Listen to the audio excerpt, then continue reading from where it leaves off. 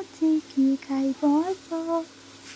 देखु आम आज मटन केमती तैयारी करुचे मु तो करूनी आम सार करुँच प्रथम तेल डालचीनी मटन केते सुंदर देखा तातीगला देखु पूरा डिश बसई सारी से गरम मसला सब पकईकि पिज भी पकई सारे से पिज देखो भाजुंट पियाजटा टी रेड है मटन टा आड करेंगे आए चलते मटन टाक आम कौन करवा मैरिनेट करके किसी समय रखीदे ए मटन टा टे लुण पकईदे लुण तो ये मटन टी अधिक अच्छे तो लुण 3 चम्मच आम ये चम्मच 3 चम्मच खंडे से लुण आड करदे से हलदी गुंड टिके जी हलदी लुण से अनुसार आप पकड़े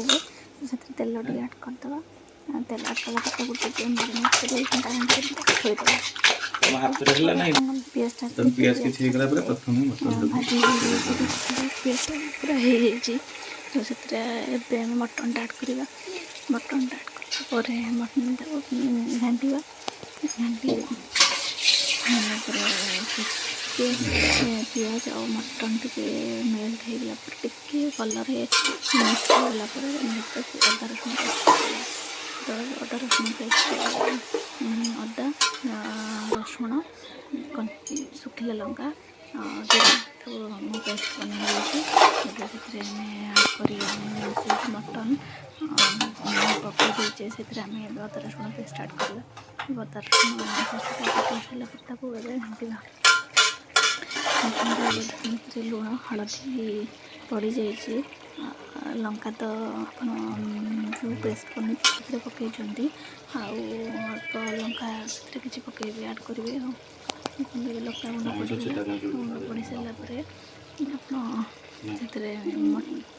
किसी समय पूरा घाटी सारापर घोड़े छाड़देवे कौन घाटा टे मटन मसला आड करवा आउ कि मसला बेसी किसी मसला पड़ेनि तो मटन मसला आड कर मटन मसला ए देखो मटन मसला पकई सारापर घाटी टिके समय सीझापी छाड़देवा घोड़ेदवा ए कौन कर मटन तो आम आलू पड़े झील को आलू भल लगे हजबैंड भी आलू पसंद तो ये आलू देखो मुझे काटी कटा हो तो आलू टे भाजीद आलू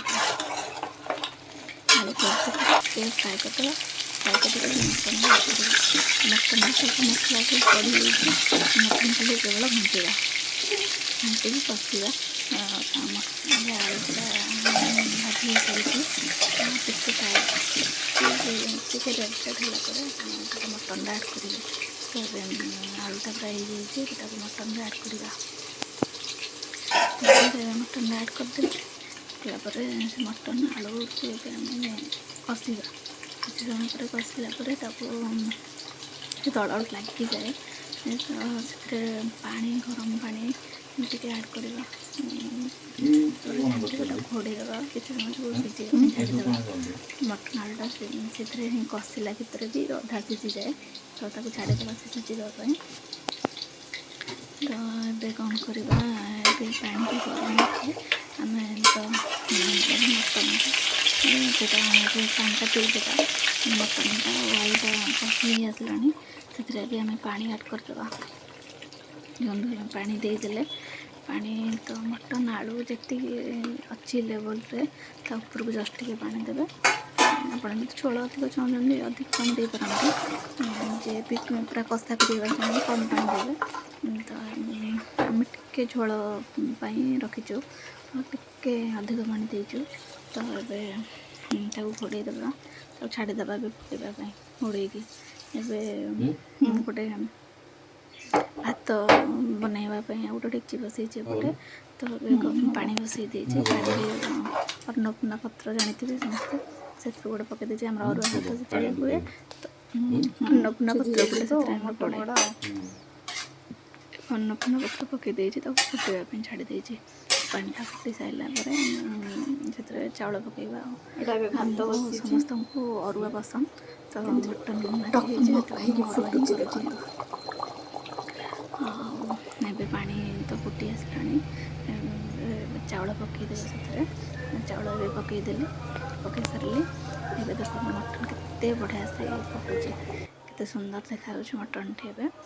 ତ ଏବେ ଚାଉଳ ବି ଫୁଟିଲାଣି, ଭାତ ମଟନ୍ ବି ଫୁଟିଲାଣି, ପ୍ରାୟ ହେଇ ଆସିଲାଣି ମଟନ୍, ଆଉ ଭାତ ବି ପ୍ରାୟ ହେଇ ଆସିଲାଣି। ଏବେ କ'ଣ କରିବା, ମଟନ୍ଟାକୁ ଏବେ ବନ୍ଦ କରିକି ସେଥିରେ ଧନିଆ ପତ୍ର ଆଉ ଗରମ ମସଲା ଆଡ଼୍ କରିବା। ତ ଫାଷ୍ଟ ଗରମ ମସଲା ଆମେ ପକାଉ, ଫାଷ୍ଟ ଗରମ ମସଲା ମୁଁ ପକାଇଦେଲି, ତାପରେ ତା ଉପରେ ଧନିଆ ପତ୍ର ପକାଇବି। ଏବେ ଧନିଆ ପତ୍ର ଆଉ ଗରମ ମସଲା ପୁରା ହେଇଗଲା, ଏବେ ମଟନ୍ ପୁରା ରେଡ଼ି। ଆଉ ଭାତ ବି ପୁରା ହେଇ ଆସିଛି, ଭାତ ବି ପୁରା ଗାଳି ସାରିଲାଣି, ପୁରା ଭାତ ଗାଳିକି ରଖିଦେଇଛି, ମଟନ୍ ବି ପୁରା ରେଡ଼ି। ଏବେ ଚାଲନ୍ତୁ ବାଢ଼ିବା। ଭାତ ବି ହେଇଯାଇଛି, ଏବେ ଭାତ ଅଲରେଡ଼ି ବାଢ଼ି ସାରିଛି, ଏବେ ମଟନ୍ଟା ବାଢ଼ିବା। ମଟନ୍ ବି କେତେ ଏବେ ସୁନ୍ଦର ରେଡ଼ି। ଦେଖାଯାଉଛି ମଟନ୍ଟା। କିଏ ଏବେ ଖାଇବ ତ ଆସ। ଯେଉଁମାନେ ଖାଇବେ ଆସିଯାଆନ୍ତୁ ଆମ ଘରକୁ ଏଠିକି, ସାଙ୍ଗ ହେଇକି ସମସ୍ତେ ଖାଇବା। ମଟନ୍ କାହା କାହାକୁ ପସନ୍ଦ ତ ସେମାନେ ସମସ୍ତେ ଆସିଯାଆନ୍ତୁ। ଆଜି ସାଙ୍ଗ ହେଇ ଆମର ବି ଆଜି ଜଣେ ଗେଷ୍ଟ ଆସିବାର ଥିଲେ, ତ ସେମାନେ ନାହିଁ କଲେ ଆସିବେନି ବୋଲି। ମଟନ୍ ବି ଆମର ଅଧିକ ଆସିଯାଇଛି, ଆଉ ଯେଉଁମାନେ ଖାଇବେ ସେମାନେ ବି ଆସନ୍ତୁ। ଏବେ ଦେଖନ୍ତୁ ମଟନ୍ କେତେ ସୁନ୍ଦର ଭାବରେ ଦେଖାଯାଉଛି। ଆଉ ଏବେ ତ ଖାଇବା ଆଉ ଦେଖନ୍ତୁ ମଟନ୍ଟା କେତେ ବଢ଼ିଆ ଦେଖାଯାଉଛି ମଟନ୍ଟା। ଏବେ ବାବୁ ଫାଷ୍ଟ ଆଜି ଖାଇବେ, ସେ କାହିଁକିନା ଅଫିସ୍ ଯିବେ, ସେ ଶୀଘ୍ର ଖାଇକି ବାହାରିବେ। କେମିତି ମଟନ୍ଟା ଲାଗୁଛି ତାଙ୍କୁ ପଚାରିବେ ଫାଷ୍ଟ। ମଟନ୍ଟା ଭଲ ଲାଗୁଛି ନା ଖାଇବ କ'ଣ? ମଟନ୍ଟା କେମିତି ହେଇଛି, ଭଲ ହେଇଛି ନା? ଭଲ ହେଇଛି। ଆଉ ଯେଉଁମାନେ ଖାଇବେ ସେମାନେ ଆସିଯାଆନ୍ତୁ, ମଟନ୍ଟା ବହୁତ ବଢ଼ିଆ ହେଇଛି। ମଟନ୍ ଭାତ, ଅରୁଆ ଭାତ, କେତେ ସୁନ୍ଦର ଦେଖାଯାଉଛି। ଆଉ ଘିଅ ବି ସେଥିରେ ପଡ଼ିଛି, ଘିଅ ଅନ୍ନ ଆଉ ଦେଶୀ ଖାସି ମଟନ୍। ଆଜି ଯେଉଁମାନେ ଖାଇବେ ସେମାନେ ଆସନ୍ତୁ। Bye bye.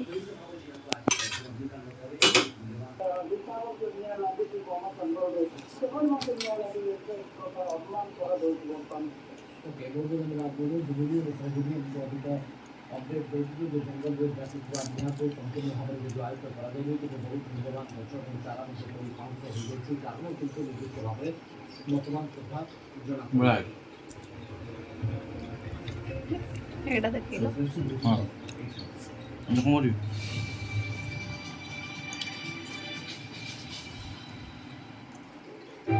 କେତେ ଭଲ ଲାଗୁଛି? ବହୁତ ବଢ଼ିଆ ହେଇଛି।